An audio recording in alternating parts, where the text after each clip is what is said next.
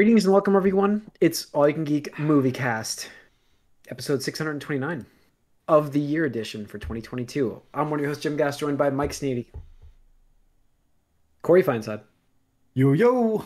and Tony Coconut. Hey, hey, hey. Welcome, guys. Welcome, listeners and viewers, to It is our time. our finally of the year podcast. I've got a couple of, oh, there you go. Look at that. I got a notification. We are live on Twitch streaming Tuesday night starting at 8 o'clock. Please join us. I got the notifications. Subscribe so you get those notifications. Smash that button. Smash that button. Like, subscribe. Join us. Retweet. Join us for the fun conversations. I mean, this is good. You know, we like to chat on here. You come on here. We'll have a conversation with you while we're podcasting.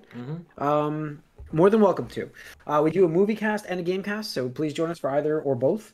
And yeah, that's the intro, guys. The following day, if you don't make this episode, you can always join us on YouTube the following day. So subscribe, smash the subscribe, the like button, most definitely, please. YouTube is weird in their algorithms, and that always helps podcasters if you would subscribe and hit that like button. We would appreciate it, guys. But welcome to the new year, and also welcome to the of the year for 2022. It's going to be fun. So now, for those who are just joining us, because we do have a lot of new listeners, I just would like to point out our of the years are not like, this is the greatest movie of the year, you can't watch anything better. This is what we watched that we felt was the best of the year. We will do 3 movies, maybe, Mike, maybe 2. I have 5 total movies I watched this year. Okay, all right. I had one yesterday I watched finally, but I don't know if I want to. It could be controversial, and I'm not. Whatever. We do a disappointing and we do a surprise. So we do one of each of those. So how do we, you know what, let me get the, you know what I forgot to do, guys, while we did this, doing it live, is get you guys a document together for the of the year so we can go back on this forever. So let me get that going. But while we do that, have you guys checked out, before we get into this, have you guys checked out the Ant-Man Quantumania? Yeah, I checked out the trailer. Yeah, it seemed super spoilery, actually, but you know, I thought so too. Yeah, I mean, Like, if they're gonna show all that, then what's gonna be in the movie? this is the thing. So there we go. All right. Okay, we got you guys shared. All right. So let's kick it off with, I think, before we do our best, let's go with our disappointing. So I'd like to kick it off with, finish strong, kick off with the lows. And my low is, let me get to my list here, hang on. My low, because I was bouncing back and forth, and I had just watched this movie. It's fresh, so I'm going to, it's not even a bad movie, it's not. It's just, I was a little bit bummed with, that I didn't think it was of the year material. And I'm like, the hierarchy of power didn't change.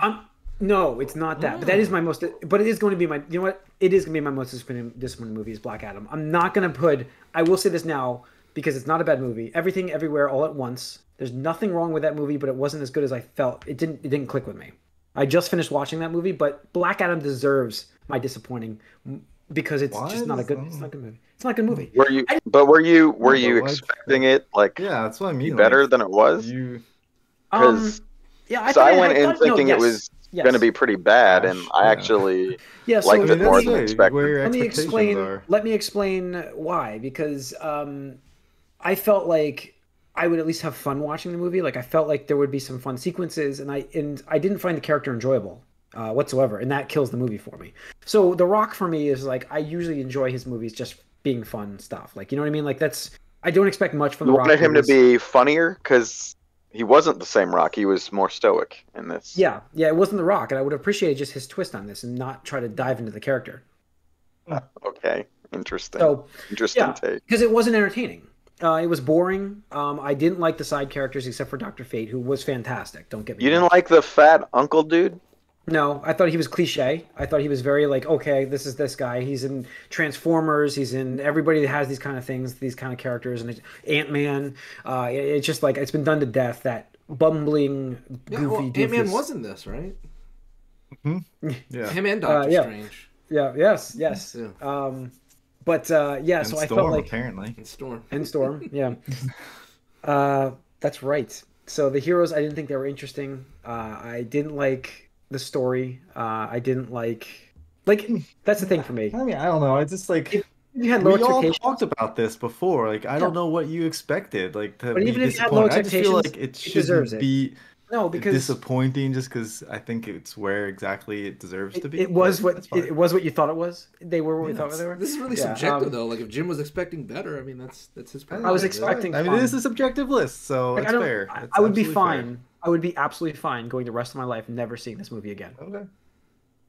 So like it's got no. I'm gonna be fine never seeing it at all. So. Yeah. Well, that's exactly it. Yeah. So, I will never watch this movie. Yeah.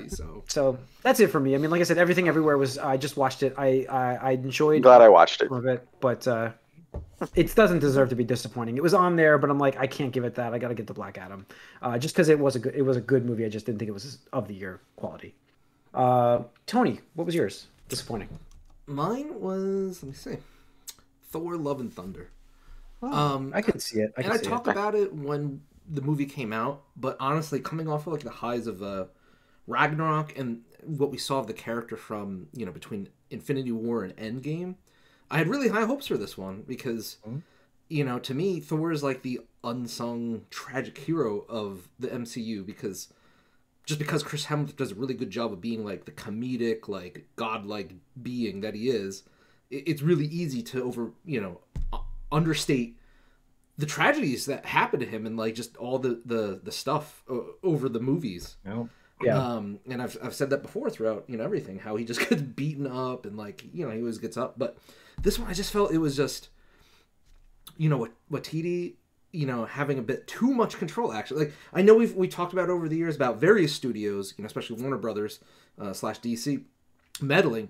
But honestly, I think some of that is needed a little bit because there's so many things in this where I'm just like, how did this get past like screen tests and stuff?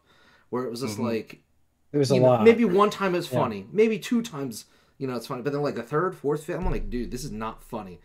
And this to me was the worst MCU movie that had jokes where I just like did not laugh. I was like, ugh. And it's just a shame because I don't like Chris Hemsworth. He does a great job with all the other Thor roles across the movies. I really think it was just the script that did it a disservice. And it's a shame because from my understanding in the comics, the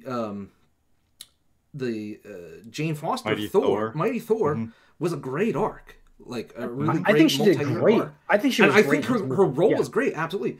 But it needed a full movie to it, and not half. Like they'd done half of it, and half was the God killer.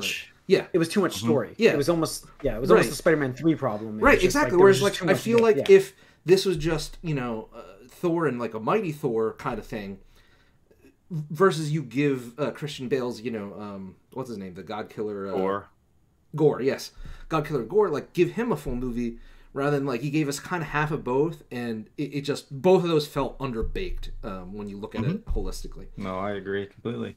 And just, there were just some parts where I was just like, again, like, when we saw Deadpool 1, I was like, that movie, because cancer is a serious thing, and it's a personal, very personal for me too, but that movie, which I did not expect to handle that well, I thought it did, really, for a comic book movie, especially being like a rated R, comedy one. But this, it felt like really, I don't know, distasteful, I want to say, in just how they would make quips and jokes. I'm just like, I don't know about this, man. Like, I would not have gone that direction with some of the scenes and stuff like that. But it just sucks. I mean, I don't want to call it a bad movie. Like, it's just above a bad movie, but like, just coming off the Ragnarok, I was expecting a lot, and this did not deliver. Gotcha. So I'm hoping if Waititi is back for Thor 5, they rein him in again, because it's like, dude, like, I know you got your style of humor, but like, it's not for everybody, and you need to rein it in. That's what I have to say. Well, I love his humor, but that movie I felt it was too much. Yeah, got you. Like I'm sorry, really quick. I just have to mention the whole weird, jealous ex-weapon thing was overdone. So overdone. I was just like, it's kind of funny the first time. Like, it's like, oh, his axe is jealous of the old flame hammer. But I'm like, why is this a like seemingly a main subplot where it's just like the running keeps joke. coming up? I'm just like, it's not funny anymore. Sorry, go ahead. All right, Corey. Oh, it's all good. For me, my list, I made sure I didn't want to have the same movies on all like oh, I'm gonna put this movie here and here. Yeah. So everything's gonna be a unique spot. And my most disappointing is also Thor: Love and Thunder because how I thought about this movie was the anticipation going into it, like Tony was saying, the anticipation going into it, that Comic-Con reveal of Jane Foster, Natalie Portman coming out, getting the hammer, becoming Mighty Thor, and the impact that that has for female superhero, and then the story arc that you mentioned, and just her coming back to the MCU was like such a big moment, and then it felt like they just brushed it all to the side, and it's like, well, we're gonna throw her in there just because it's cool for the fans, but we're not fan on the story. You have no idea if you don't know anything about the story. You have no idea what this person's doing, like why she's there. What's like you don't see her transformation into Mighty Thor. You don't get to see like ups and downs with her coming to terms with her powers. You don't get to see really her struggling with her disease and her like the fact that the Thor power is killing her at the same time it's saving her. You don't get to see any of that. It's all just like clips and clips, like these little blips of it, and you don't get to appreciate what that story was gonna be and what they told us in that Comic-Con reveal. It was like, we're getting Mighty Thor story arc. We're gonna like pass the torch to this new character that's gonna be the one you've been waiting for, and so it's just so disappointing in the fact that what I was expecting and hoping for was nothing close to what they delivered. And I was like, I knew they were gonna kind of make it so that it wasn't as in depth because it was a Thor movie. It wasn't a Mighty Thor movie. It was like still Thor 4. Yeah. But how they handled Ragnarok and the Planet Hulk and what they did with that, and me, my Planet Hulk is one of my favorite stories. Yeah. And how they handled that and created a fantastic film with that.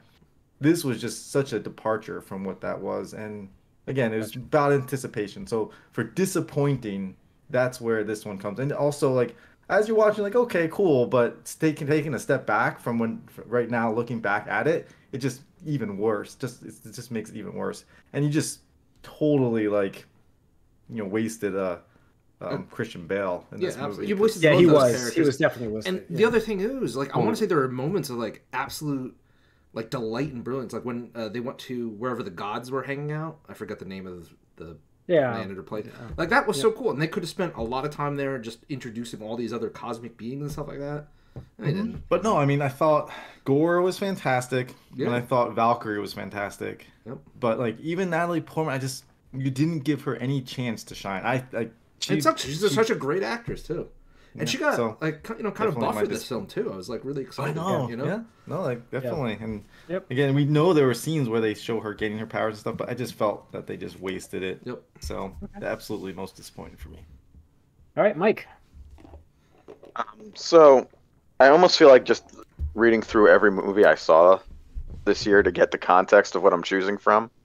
But I won't. I will say this isn't the worst movie I saw of the year. There's probably two more that are probably worse, but most disappointing. But this is the most disappointing. Although I wasn't really surprised or incredibly disappointed by anything I saw this year. But I'm gonna go with Doctor Strange: Multiverse of Madness. I knew there was cameos in it, and what happened with them is just kind of sad and boring. You were waiting for that Multiverse of Madness, right? Like the cameo, the cameo extravaganza that we didn't get. Like you were just too hyped up for those things. I know. Well, again, this was coming off of basically, I forgot which home version of the Spider-Man. No Way Home. In retrospect, that naming convention is really stupid. But anyway, yeah, that one, and I didn't quite expect that level, but maybe a little more than just the Illuminati showing up and just being chumps and getting chumped. And I also kind of felt, I don't know, it just didn't feel like it jived with WandaVision the way it should have. I know that it picks up from there. It's directly after that, but I kind of just feel like it sort of trivialized it in a way. I just didn't like it. And then there was fun visuals here and there, but really you spend most of the time in like a couple verses and not too many multiverses that were interesting. Just very similar alternate universes, and then the ending was also kind of weird. And didn't watch Eternal, so I don't. There's no pop for Charlize Theron for me, and I don't care about his third eye blind. So, again, I probably saw 2 movies that were worse, but I was just expecting a little more from this one. So that's that. All right, let's move on to our surprise. Now, unlike Corey, I could not do its own list thing, separate it out, because this movie was such a surprise and how good it was. So you will hear this on my list again just to preview it. Ooh. Top Gun is my surprise of 2022, because if you had told me at the beginning of 2022 that would be anywhere on my top list, I would be no way. I expected it to be a terrible movie and just ridiculously dumb. Yeah, we all made fun of it. Yeah, yep, and clearly I for like 3 years too. Yeah, and clearly I was wrong, as you'll hear from where it is on my list, and I'm sure Corey's list, and I don't know who else saw this movie, but it deserves to be on lists. It's that good. Tony. So, Tony, did you see it? I didn't know if you saw it. I don't remember. I mentioned it so many times on this podcast. What are you talking about? I've been championing this movie just as much as anybody. All right. Well, Tony as well. So I expected to show up on your guys' list like crazy. And so, yeah, I mean, it's a fantastic film that somehow captures Top Gun, but brings it to the present day, and it makes it really enjoyable. Like it's kind of I've seen it happen again a couple times this year on TV shows. I talked about it with Willow, and I talked about it. Actually, I haven't talked about it yet with Wednesday, but the nostalgia aspect of that movie of Top Gun, the premise is not great. It's such a fantastic movie, and I'm not going to spend too much more time on it because I will talk about it more. But that's my surprise. So there we go. Who do I go next to? Corey? Oh no, is it Corey? You were next? Yeah. Oh, Tony was after. Tony. Go ahead, Tony. Okay. Yeah, go ahead, Tony. For surprise, I'll list 2, and I did kind of what Corey did. I'm not going to repeat things. Just to give some more time to individual things. I have ties, so I'll talk just very briefly about them. One was Turning Red, and I forgot that this was this year. I thought it was late last year, but it was the beginning of this year. That came out this year. Yeah. And Turning Red for me was a real surprise because I had no expectations going into it. If anything, I was just like, oh, another Pixar movie. Me particularly, I'm kind of done with Pixar overall. I think actually the Disney studio that makes the other stuff has surpassed them in a lot of ways. Or, Pixar lost their touch, whatever you want to say. But this movie is really funny. I love the animation. The story was really funny. They got that, for me, generational, just conflict with, parents and first geners and stuff like that. But it was really good. And then the other one I want to mention is also an anime, or animation work, but it's called Jujutsu Kaisen 0, which was the movie for Jujutsu Kaisen that actually is a prequel, and it uses the actual source material with a lot of the anime movies that we've talked about over the years. Most of the time, it's just made up bullshit that they create to make new characters or new outfits just to sell more merchandise and stuff like that. But this classic cartoon. Yeah, exactly. Yeah. This is actually a prequel to the series, so it's you get to see a bunch of the characters where they were a year or 2 before the anime sets place. Yep. So it's really interesting. It gives you more in depth and stuff like that, and it's actually a really powerful story. It doesn't be just some mustache twirling villain for no reason kind of thing, and power ups out of nowhere. It's actually that's really sad and stuff like that. So both of those were pleasantly surprising. Can I just piggyback off of Tony then for just going to do 2 real quick. I do have to mention, because this is crazy. You did 2 before, so here you go. I do have to mention Puss in Boots, because the movie it made me remember how much I loved Shrek 1 and 2. It's that same vibe. It's so well done. It is a great movie, and it was enjoyable. I've watched it again actually with my 10-year-old who's yelling in the background. Sorry, everybody. So yeah, is the door open there? No, the door is closed, but they have they're very thin doors in this house until I upgrade them.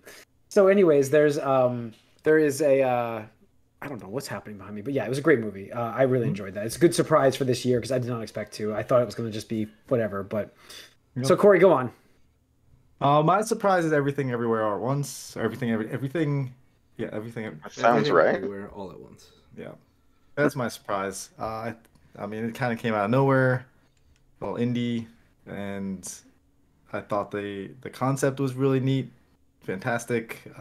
Martial arts sequences in there as you expect, but it really wasn't about the action. It's more about like a relationship and a Multiple mother relationships, yeah. yeah, relationships and a mother struggling to keep her life in check, and just the fact that like the acting was so So good in good. this movie.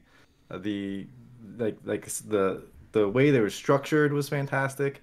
I just think that with this movie, because again, I heard good things about it, but I wasn't really paying attention to it. Just, again, it came out of nowhere, and you're just watching, you're like, for me, I know you said, Jim, you mentioned you're disappointed, but I was blown away by everything that this movie had to offer, and I wanted it to stand on its own here because I think I that this movie was like one of the I will say, gems of this year. I And will say, if you want to talk multiverses, this was the best, most fun one Oh, I've seen absolutely. done. So Mhm. I will say that. I I'm glad you guys checked absolutely it out agree. because I remember Yeah. mentioning it and like I don't think either of you guys had seen it at the time and I hadn't heard you guys talk about I it since. I wanted to, because of the years, I was like, I gotta give this, I gotta Yeah. get this in, I Yeah, gotta yeah, watch it. that's So I have I to say, there's one multiverse sequence that creeped me out, and I the hot dog was fingers. I didn't want to say anything because I didn't want to remember okay. it. So I'm not by myself then Sorry. because I couldn't take it. Every time That's it was on the screen, I was like, this is freaky. But I thought I was gonna have yeah, nightmares. I was gonna have nightmares. I really liked, and not that I expected it, but I was like, I liked that the antagonist was who it was when it kind of was revealed. I was like, okay, I like this because again, it was about relationships and about life and just life in general and just like dealing with the cards you're dealt with and how you essentially come to accept it and embrace everything that your choices you've made and all that and see the good in all of it. And that's what I thought is a really great story. And I like the structure of part one, part two, part three. Yeah, So that was interesting. So I'll talk cool. more about that. Spoiler alert. mhm. All right. And Mike. So Oh, good. There you are. my surprise. Well, again, I've watched 5 movies and all of them were about quality-wise about where I expected. This one is actually, I will mention it again, but honestly, it's not surprising because it's better than I thought. It slightly disappointed me, but it's more surprised that it existed and I watched it, and that's Weird, the Al Yankovic story. Oh, yeah. I saw Isn't that. It came out of no. Wait, who played him in this? Harry Potter. Yeah, Yeah, that's what it was. Daniel Radcliffe. yeah. Yeah, it's just a quirky thing that came out of nowhere. I didn't know about it. I wasn't like looking forward to it, but there it was, and I have Roku, so it was easy to watch. There you go. So yeah, just No, I mean, I'd say it's surprising out of left because field. It's surprising yeah, just that it exists. Yeah. yeah, that it exists and that you watched it. That's the biggest surprise to me. Well, I'm a Weird Al fan. Hmm. And Yeah, fair. I had to sort of break from all the specific licensed stuff, which is everything else I watched this year. Not that he's not his own brand in a way, but whatever. Hmm. All right. I mean, All right, cool. I'll talk about it more later because it is my top 3. There's 2 movies I watched this year that I'm not going to mention at all because they were what I thought they were, but they weren't that great either. Okay. I'll just tell you now. That's the Uncharted movie, which was pretty stupid, and I knew it would be stupid. Saw that, and Sonic 2, which actually I was also slightly disappointed in. It was okay, but I kind of wish it was more memorable than it was. So Hmm. those are the 2 I won't mention anywhere Okay. else. All right, guys. It's time for our top 3 list. So I'm going to kick us off. We'll go in the same order. We got, let's see here. Let me get my list open. This is a very difficult decision here, and it's not actually that. It was either fun or like the better movie, right? For number 3 for me, because my top 2 were set. So it came down between Sonic 2 and Black Panther 2, and I obviously went with Black Panther 2. But it was a really good consideration for Sonic 2, I gotta say, because the movie was impressive for a good follow-up sequel. It was as fun as I expected. It was really good. Expected But more of it. yeah, Well, you're a bigger actually, Sonic fan than Jim is. So. yeah. I mean, that's for me. It was what I wanted more Jim Carrey. James Carrey, jeez. I wanted more Jim Carrey, and I wanted more Sonic and Tails, and Knuckles was. I thought Idris Elba was great. Ultimately, Black Panther 2, I was amazing how they made that movie with Chadwick passing, obviously, and it deserves to be on my list. Absolutely. So it was a great movie. It was incredible. I loved the action sequences, and I don't know if this is going to show up later for people, but I will say that my top three are it's all very close, actually. I mean, Sonic was probably less than all of those. That's why I went this way. But my top three are all extremely close, and that's how good enjoyable movies that I really loved. And I just, Black Panther 2 to pull off what it did to bring in Namor, which a new character, a mutant in the MCU. It was really good to have that, and then I didn't know how I was going to like with Shiri, but I thought she did a great job. I actually really she actually did a really good give job. her, yeah, because I'm not. Listen, I think we even made we poked fun at her as an actress, but I will say that as her character, she did a fantastic job. Like she did a great job, and despite how you feel personal decisions about whatever she did a fantastic job in this movie, and everybody did a fantastic job. And the what's her name that played his mom? Angela Bassett. Angela Bassett, incredible. Yeah, she definitely deserved incredible award for. Yeah, she does. I think she was probably the strongest performance. Oh yeah, by far, 100%. So, yeah, the only thing Ironheart didn't really love it, but that's just me. But the rest of this movie was so good. M'Baku was the character, as always, every impactful character that they needed to step up in this movie, all delivered, and that's how it hit so well. Yeah, I would agree. Like it's not on my list, but I just missed it. But just to add on to what you're saying, I really loved how this movie dealt with grief, because it's not something you see often, especially. And I think I said this when I saw the movie. You don't expect that out of like a comic book movie, right? Like characters, or rather their characters, significant others or family will die. Obviously Peter Parker, Bruce Wayne, stuff like that. Yeah. But you only really get a bit of the grief, and then you get a lot of the vengeance, or the redemption, or whatever like that. And it's very rare that you actually just have time to spend with the characters as they're mourning and grieving and stuff like that. So I thought this movie was very unique in that regard. Yeah, I agree. Like all the points there, and we have a spoiler cast. If you guys go check that one out. Check that out. That was a great conversation. Yeah. So I think, like I said, it was really well done. And Tony, go ahead with your number 3. Yep. So this is the one that just beat out Black Panther for me, and it came out just the end of the year. So it just snuck in there, beat the other horses. It was the dark horse, but it was Ryan Johnson. Glass Onion. Glass Onion. That good. Yes. That was that good. Wow. I really love. I love Knives Out. I love it so much.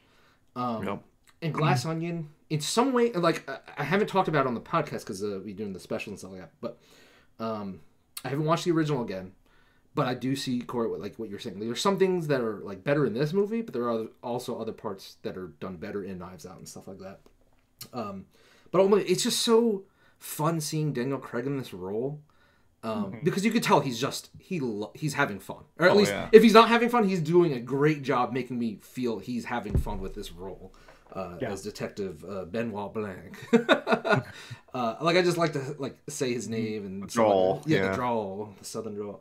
The movie is so fun. Like, spoiler, it even opens up with him playing fucking Among Us, and like how the movie even integrates part of like the pandemic into it is just like it's really meta and stuff like that. But because it was filmed during the pandemic. Yeah, exactly. It's just like yeah.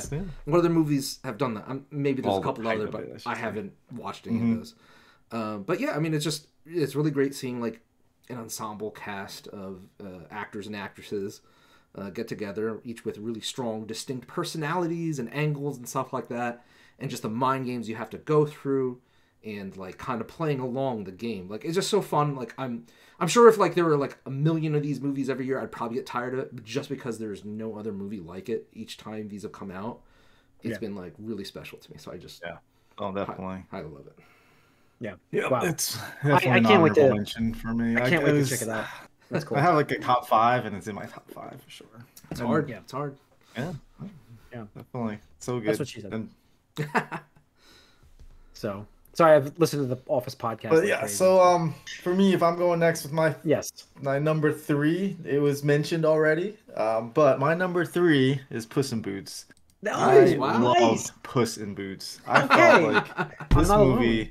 This is one of like it's one of like the best animated movies to come out in a long time, in my opinion.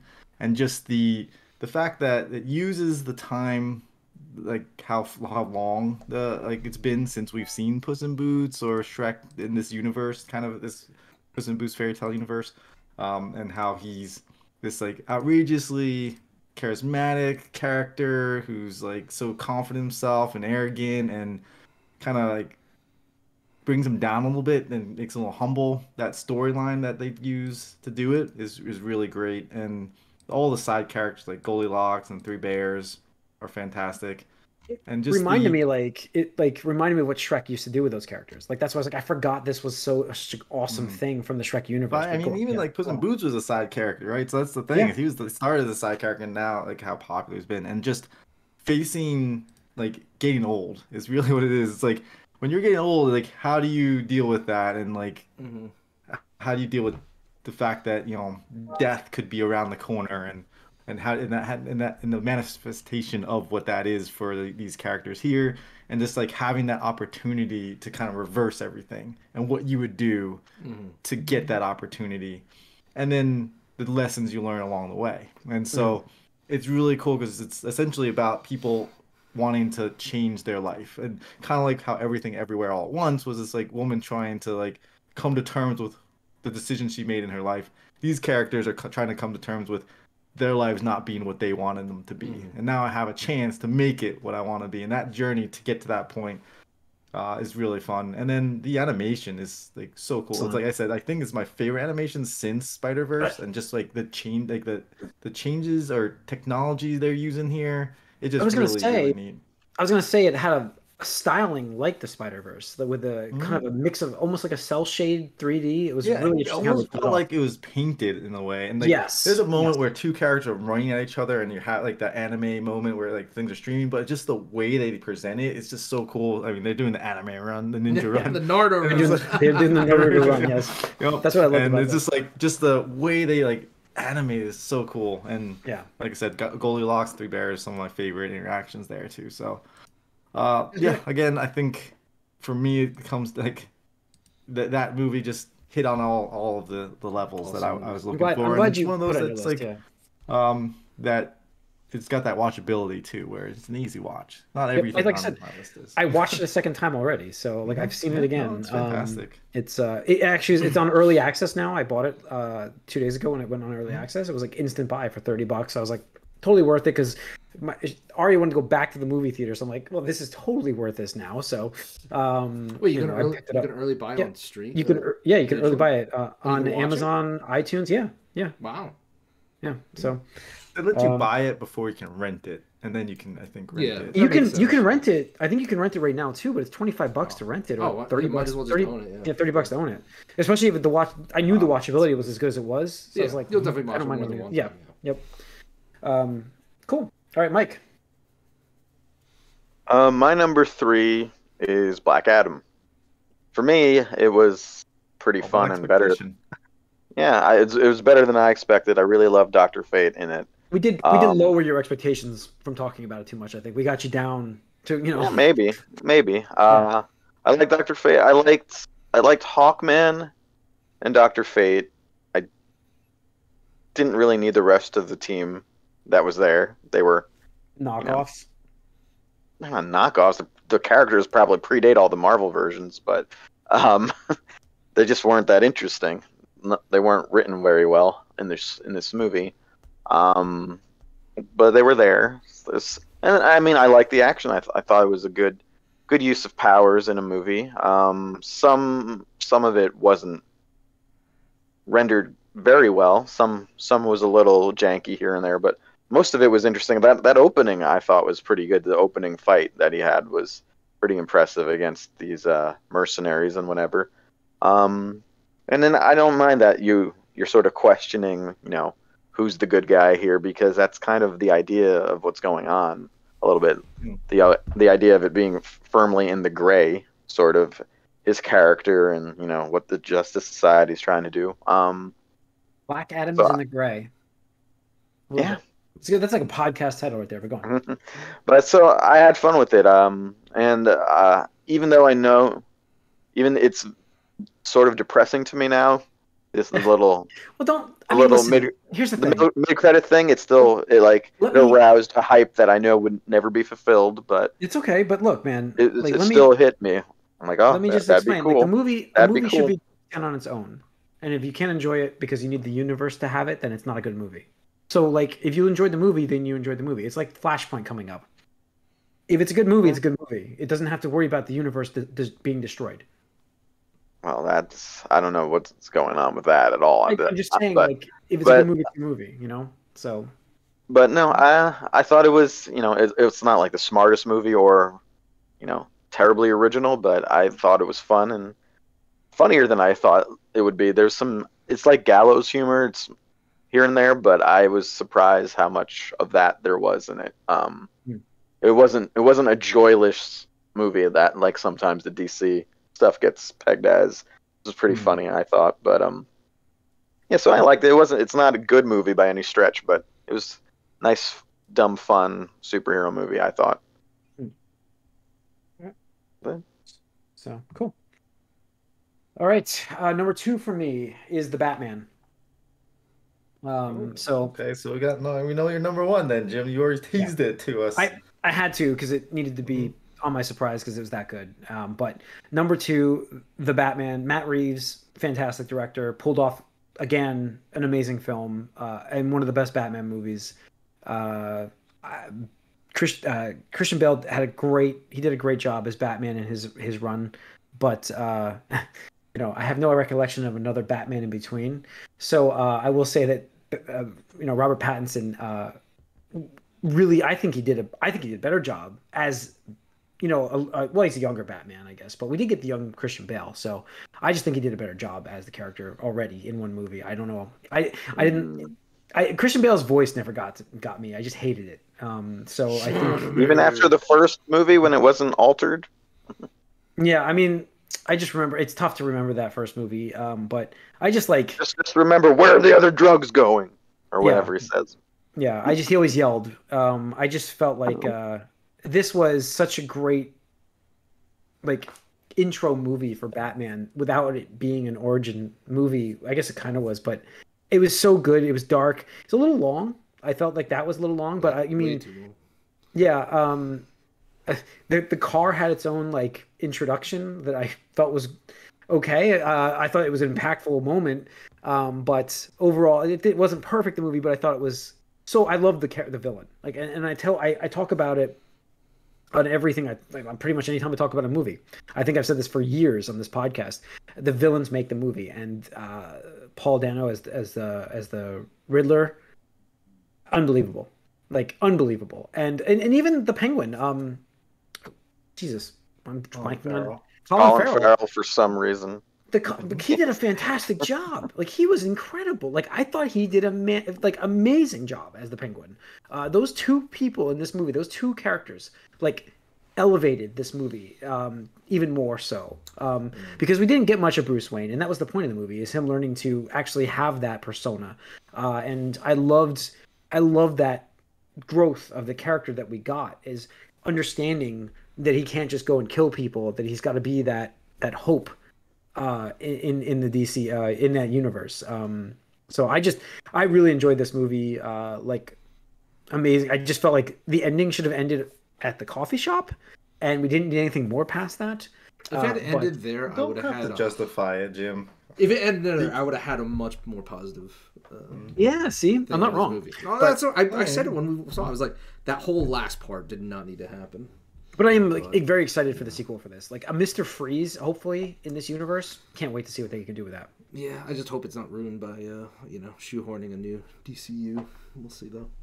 I don't think so. I don't know, man. We're gonna find out though. So we will. I don't we have will any idea what's soon. going on with that. I mean, yeah. All right, Tony, give us your number 2. My number 2 is your number 1, so it's gonna be Top Gun Maverick. Ah. I assume it's number 1 for you. We have that. He said it was on his top list. So I can wait to talk about it. You want to wait? Yeah. You can go ahead. No. I mean, I think it's better if we just all talk. Yeah, talk about it. Because my number 2 is also the Batman, and I don't want. Holy cow! I I'm actually shocked that Corey, our lists were very close. They were really close. But come on. So the Batman for me, like I year. loved the universe world that they built and had how they separated themselves from what DCEU was doing. That stuff.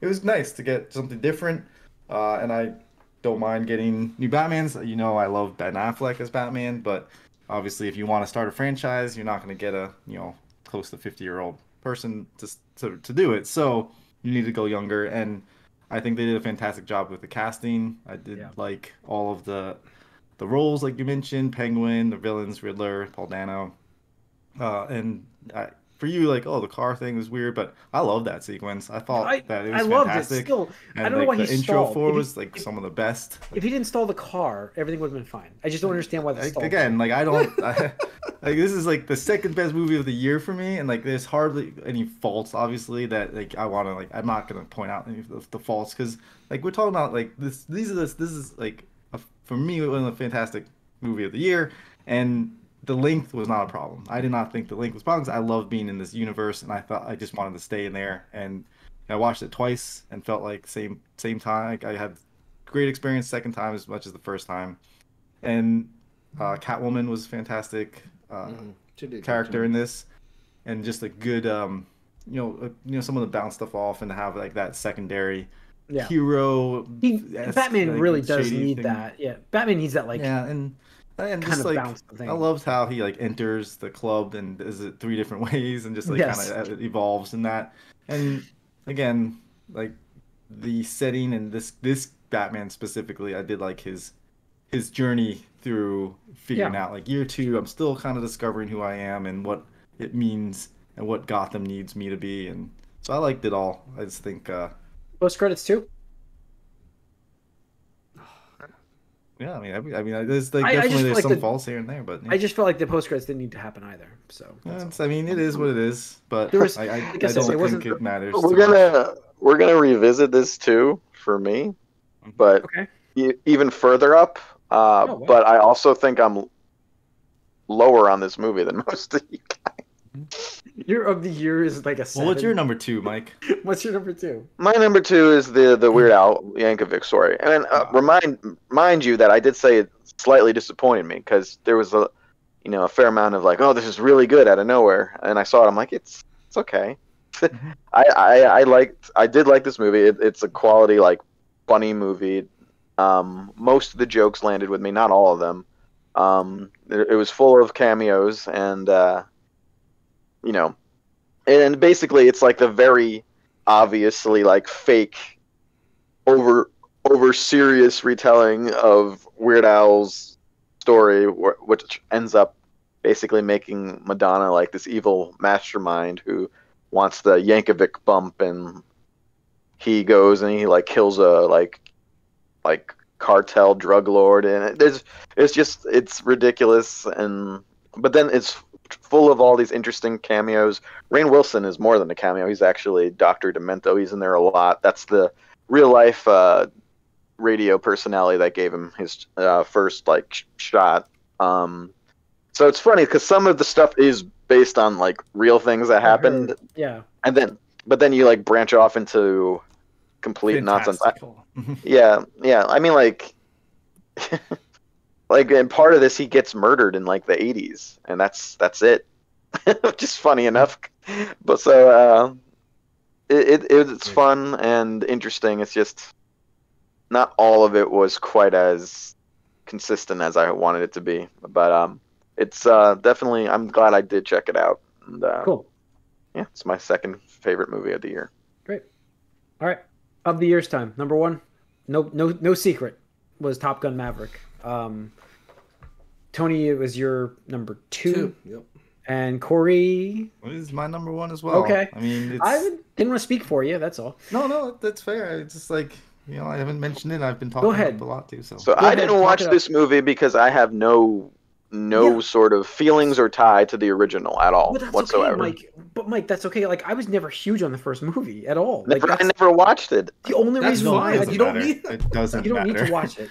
The only reason why I watched It'd be this better sequel, if you don't watch it, actually. I would say that too. Yes. yeah, the only reason why I watched this sequel is because of what Corey and Tony ranted about for I weeks on even this said podcast. I know. rewatched the first one right before the second one came out, and I was like, "Yeah, the first one doesn't hold up that well out of a couple scenes."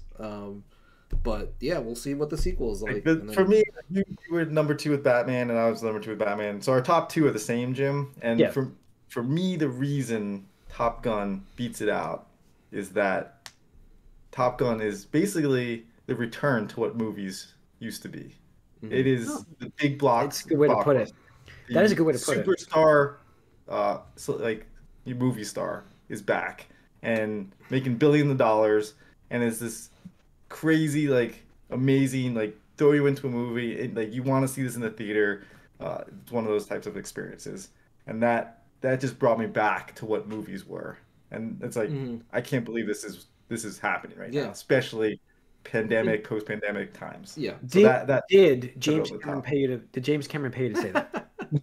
Fuck James. might have been The check didn't clear yet. But go on. No, Corey, I think that's it. I think you summed it up. Like, that is the vibe. I couldn't put into words how that feeling is, but that's got to be it. Like, it is just, it's the nostalgia. I've called it nostalgia, but that's really more that blockbuster hit. We don't see that much. What I would blockbuster movie. What I would say is, like, absolutely, it gives you, it's a combination of nostalgia, and I think this movie really nailed the nostalgia with being, obviously. And the thing is, when we say nostalgia, I want to be clear with it's not because of the other movie. It's not that. No, it's the movie-going experience of what movies that's it. were when I was a kid. I mean, that's absolutely part of it. There are some nostalgia bits to the original, but it feels like when you watch this, you feel like you're back then. Like, you feel like you're in the 80s. It's that vibe. It's the vibe of it. Yes. Right. Yeah. It's just with modern cinematography, modern equipment, modern setting, and stuff like that. But for me, what this movie really nailed was, and this would have been surprise of the year for me if I didn't want to intentionally break it up to not talk about one movie like 3 times.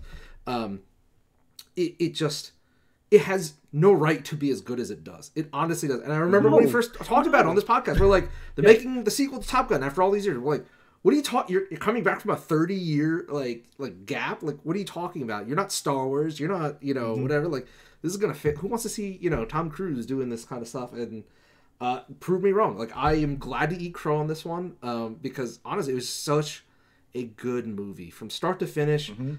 I feel it was perfect length. All the actors nailed their parts.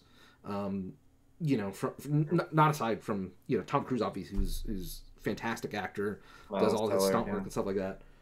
But the story, is just enough to be like, okay, I buy into the setting and this world and stuff like that. But also picking up the pieces where the first one left off, you're just like, damn, like, okay, like, they really took parts of the first one that were like, okay, this is how we're gonna make you feel things in the second movie. And you're like, shit, okay, got me, and stuff like that. So honestly, it's just I'm hoping it inspires a new era of that type of filmmaking, because I feel like, and as much as I love Marvel, I feel like all these other companies were trying to chase Marvel in doing like the integrated universe, and even Tom Cruise tried to do that with the dark the like monster. Yeah, the dark universe or whatever it was. Yeah. Oh, the like monster movies. That's right. I forgot about that. It didn't happen. Didn't happen. Universal Monsters. That's what it was. Yes. Right, yes. but I feel like everybody tried to chase the Marvel thing, and everybody forgot that you don't need the cinematic shared universe. Just make a fucking really good movie. Yeah. And even though I hate to say it, apparently Avatar: Way of Water is doing gangbusters worldwide. Again, that might be that same thing. Maybe he did. Maybe he did. Yeah. Beat out Top Gun. Yeah. Yep. And so I have to take a look at that because of that. It sounds like they encapsulated what we're talking about here. I gotta say, guys, and I don't think I've ever done this on this podcast. I don't think I've given a 10 out of 10 on any movie I've ever seen, but I have zero complaints for this movie Yeah. whatsoever. And I think it's a perfect score for me. It's a perfect movie for me.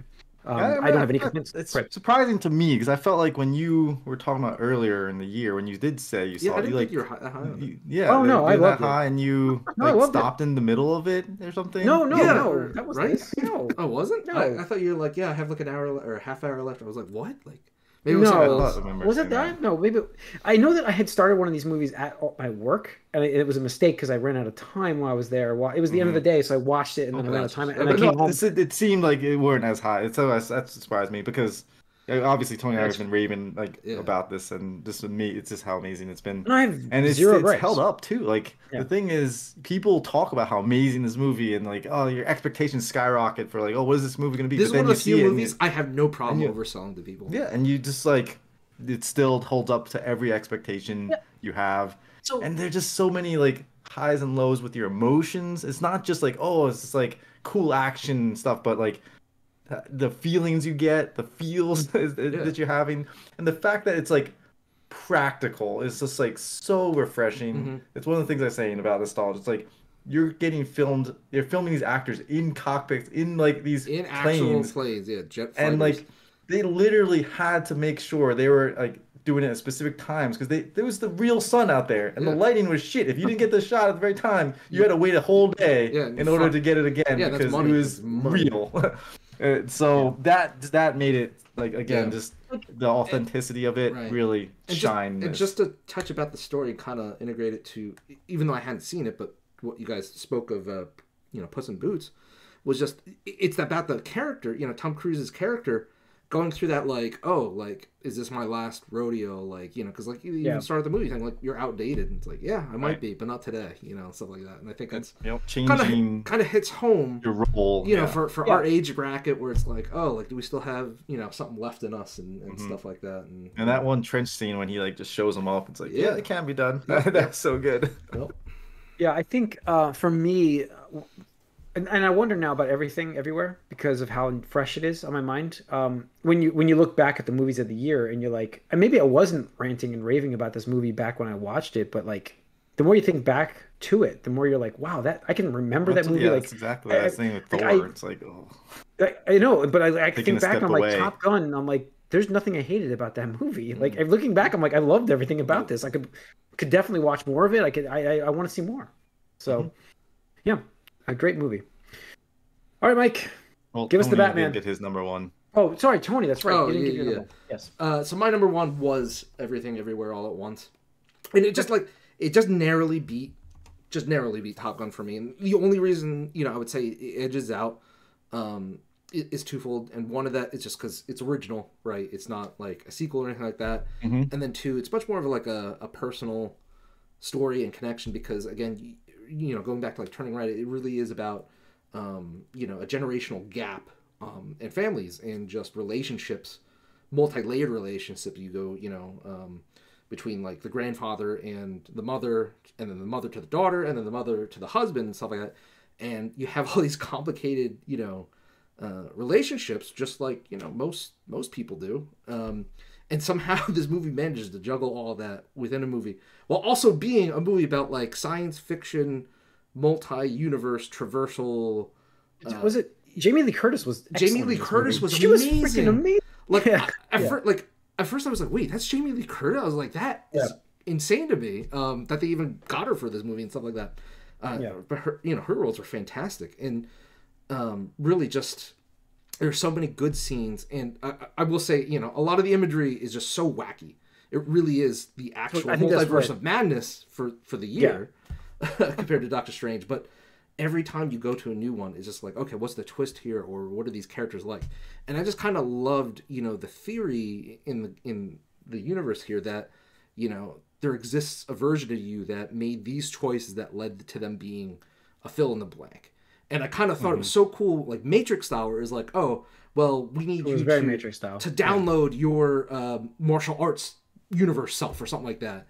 And then just seeing how that person got to that is like, and Michelle Yeoh is just fantastic. I mean, I've always loved her, in the various she's great. roles, but like I feel like this is one that was finally a Western centric one that like gave her a perfect movie to demonstrate her ability as both an actress and even the martial artist. You know, with I gotta say, Key Data. Yeah. Kwan, yeah, he was holy cow. Excellent. I'm so happy, and I was going to mention that. I mean, him coming back was like really, really a delightful surprise because he's been out of the movie business for years and years, and the whole time I'm like, oh, that's him. Because the thing is, I went into this movie as blind as possible because that's how everybody that ever talked to me about was like, just don't look up anything, just watch it. I was like, okay, I can do that and stuff like that. But he really does a great job because, and I'm sorry, we should have mentioned at the beginning, we're spoiling all these movies. Not completely. Not completely. Yes. But seeing him be introduced and you look at him and you're like, you're a fucking weenie. Like you're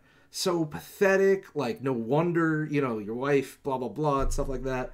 But then as the movie goes along and you see things from his perspective, from his angle, like really you're just like, oh, like he's actually the strong character in this that has like that unbreakable will and stuff like that. And it just is amazing to watch from start to finish. And I think he nailed that role too. Like all of the facets of him, like of that was it Raymond or Wayman, stuff like that. So I have to say, one of my favorite parts is how they traverse the multiverse. Mm-hmm. Like, have to, like, these crazy different quirks that you do. Yeah. The trophy sequence with... of course, that one pops to mind early. But it's like, because you don't really understand when he's eating the chapstick. Yeah. Spoiler alert. And you're like, what is he do? Why is he doing it? And then you find out you have to do these weird things to, like, get to the different positions that people in the multiverse.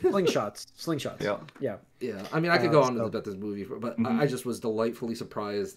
It's so zany, it's so wacky, and all the actors and actresses really nailed it. It's maybe not as rewatchable up there. That's the thing for me, but in terms of like, I feel this movie it's got so many layers that I think that you can definitely explore it a few times and enjoy. It's a lot because you're gonna see new things each time. I think. Yep. So, but all right, cool. All right, Mike. Well, as I said, my favorite movie of the year was The Batman. Mm-hmm. Now, keep in mind, this is the only movie I actually saw in theaters this year, so it's the only thing that felt like a proper movie to me this year. Yeah. But, obviously I'm a Batman fan, and this is sort of another sort of alternative take on the character, which at this point I do kind of enjoy the slight sort of departures from the standard thing. This has that sort of telltale Batman thing where the parents are maybe not as perfect as he always viewed them as a child. Absolutely. I think that and even like the visual of the character, same idea of telltale, but go on. Yeah, and also the sort of imperfections. This is not the hyper competent Batman. And actually, I don't know how I feel about this since, this was sort of billed as a detective Batman.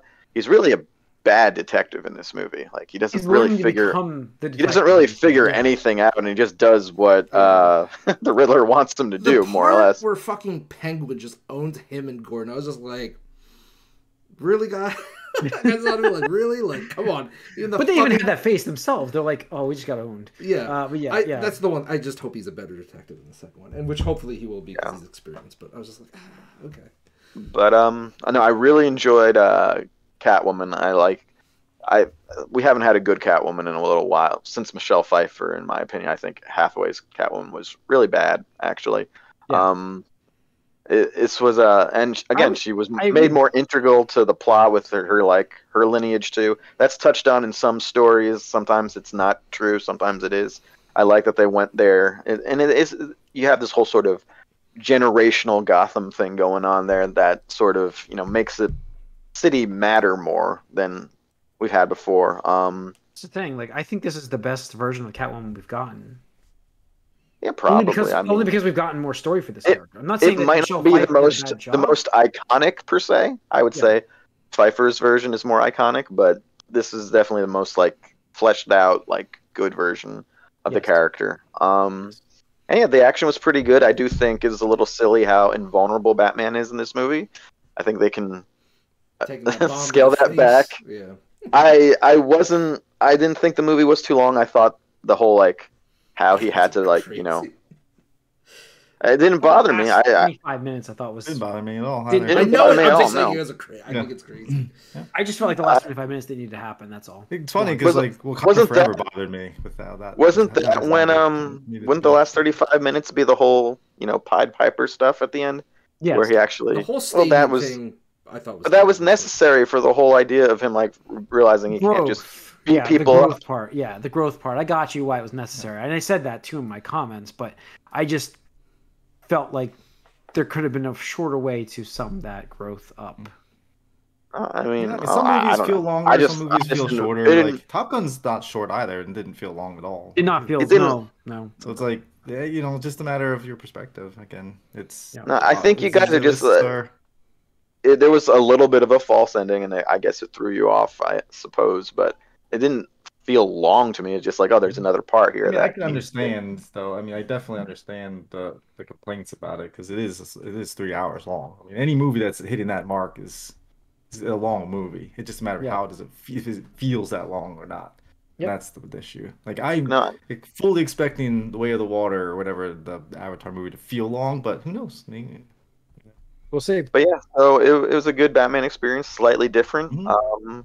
I'm curious to see what happens in the future. It's not perfect by any stretch to me, and I'm not really convinced Pattinson's Batman is a better version than Bale's, but I put them about the Ben same. Affleck's still the best, level. right, guys? But there's not enough. I mean, you're not. I like his look the best.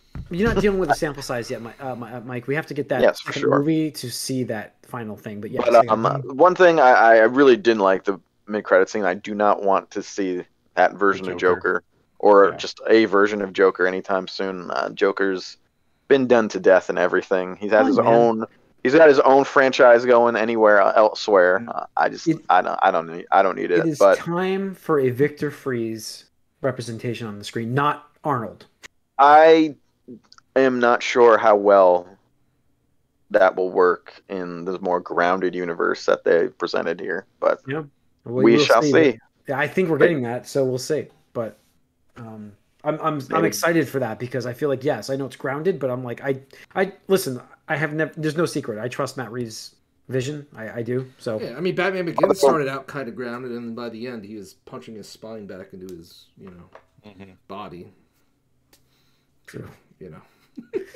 And we had the worst on-screen death ever in a movie. But that's so bad. All right, that's the guys. That will be the of the year podcast for movies. So that 2022 was an interesting year. The box office was sort of back. I'm expecting huge things for the box office this coming year. Actually, I don't know why. I'm just getting this vibe that this year is going to be quite big. Yeah. I mean, Avatar. The end of this year, the close of 2022, had a pretty big box office. Yeah, I mean, Wakanda Forever, Avatar. Yeah. So, I think wasn't that part of your bold predictions? It's part of mine is we're gonna have a huge box office. I do think. I do agree. Like, I think that the Spider-Verse coming out, I think there's so many MCU movies. Ant-Man looks very interesting. I think, we're going to get Dune. I think we get Dune this year, don't we? Fast 10, whatever. Out. I don't know about Fast Dune. 10. I don't know about Dune 2, but part 2. But it's finished. I bet you we do get it this year. Finished? I thought it just started. I thought it just finished. Either way. Difference of opinion. That's going to wrap up this episode, guys, though. So thanks for tuning in. Let us know what your of the years were by commenting on these these videos. So you can, on YouTube, we're on there. Subscribe to the channel. Leave a comment for us. Hit the like, smash the like button. Twitch, we're live. Streaming Tuesday nights, as I said, starting at 8 o'clock. Moviecast, then Gamecast. That is coming up next. Thanks for everything, everybody. We have the movie finished. We have the games of the year coming up next week. We have the TV shows of the year the following week. So stay tuned. Good stuff coming your way.